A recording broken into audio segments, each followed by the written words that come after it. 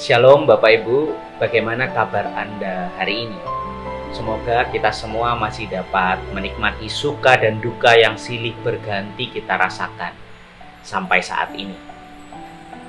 Bapak Ibu, hari ini kita akan merenungkan sebuah penggalan surat yang ditulis oleh Paulus kepada muridnya, sahabatnya, Timotius. Di dalam 2 Timotius pasal 1 ayat 13 sampai 18. Bapak Ibu, Timotius dan Paulus mempunyai relasi yang akrab.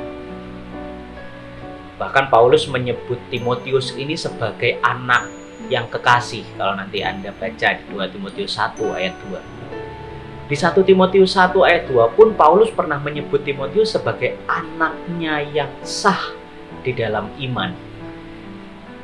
Nah, kedekatan ini yang membuat Paulus akhirnya percaya kepada Timotius untuk menjadi sosok yang akan meneruskan pelayanan Paulus di kemudian hari. Mari kita lihat dulu konteksnya ya, Bapak Ibu. Saat itu, Rasul Paulus sedang di dalam penjara di Roma. Ia ditangkap oleh pemerintah karena kegiatan pelayanan yang ia lakukan. Nah, satu waktu Paulus menulis surat ini, surat untuk Timotius. Paulus sadar bahwa nanti suatu saat Paulus bisa dieksekusi karena Paulus sudah di dalam penjara. Oleh karenanya ia perlu memberi pesan kepada orang yang ia percaya, yakni Timotius, untuk meneruskan tongkat estafet pelayanannya. Paulus sadar pelayanan itu nggak mudah, pelayanan itu sulit.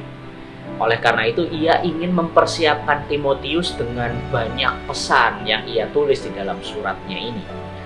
Nanti kalau Anda baca seluruh surat Timotius ini, Anda akan menemukan ada banyak sekali pesan yang ditulis Paulus untuk Timotius.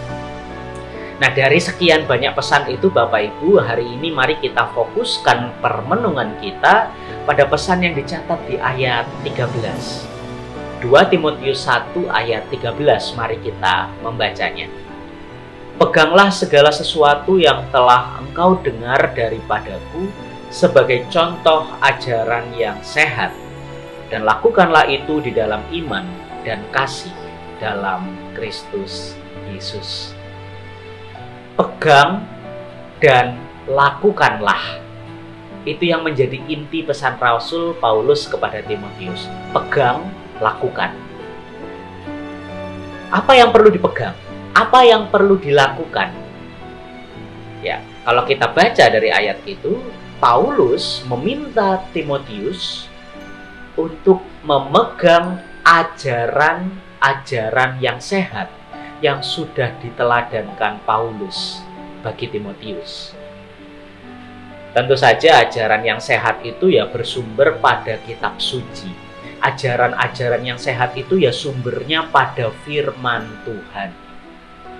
Paulus mengingatkan Timotius untuk mewujudkan ajaran-ajaran sehat itu tadi di dalam kehidupan sehari-harinya Timotius. Ia meminta kepada Timotius supaya Timotius itu tidak hanya mengerti, tapi juga harus melakukannya di dalam kehidupannya Timotius. Nah, Bapak Ibu, dan yang perlu diingat, Timotius tidak bisa melakukan atau mewujudkan ajaran yang sehat itu dengan kekuatannya sendiri. Makanya Paulus menulis di situ tadi ya, ajaran yang sehat itu dapat diwujud nyatakan jika semuanya itu, ajaran yang sehat itu dilakukan dengan iman dan dengan kasih di dalam Kristus Yesus. Ya. Nah, pertanyaannya mengapa pegang dan lakukan itu penting? Mengapa Paulus merasa penting menyampaikan pesan ini, pegang dan lakukanlah kepada Timotius? Hal ini penting karena apa saja yang kita pegang Bapak Ibu, itu menjadi penentu tindakan kita. Apa yang kita pegang menjadi penentu tindakan kita. Segala sesuatu yang kita pegang itu akan menjadi titik tumpu kita untuk melakukan beragam hal. Dan titik tumpu itu jadi satu hal yang penting di dalam kehidupan ini, Bapak Ibu. Misal, jika kita berpegang dan bertumpu pada masa lalu yang menyakitkan, maka apa yang kita lakukan? Kita akan senantiasa dibelenggu oleh masa lalu itu. Hal-hal yang menyakitkan di masa lalu itu malah akan menjadi benalu di kehidupan kita dan akhirnya membuat kita tidak mampu melanjutkan hidup. Kita terbelenggu sama hal-hal yang menyakitkan di masa yang lalu.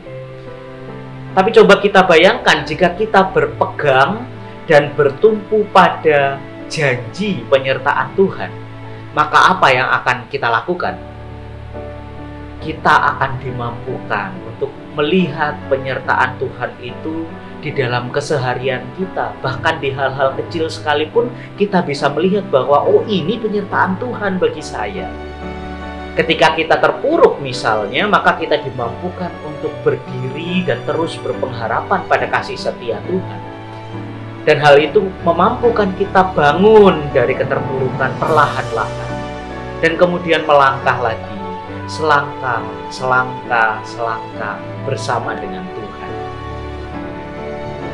Mari Bapak Ibu, pada kesempatan ini bacaan kita mengajak kita untuk mengoreksi diri bersama-sama.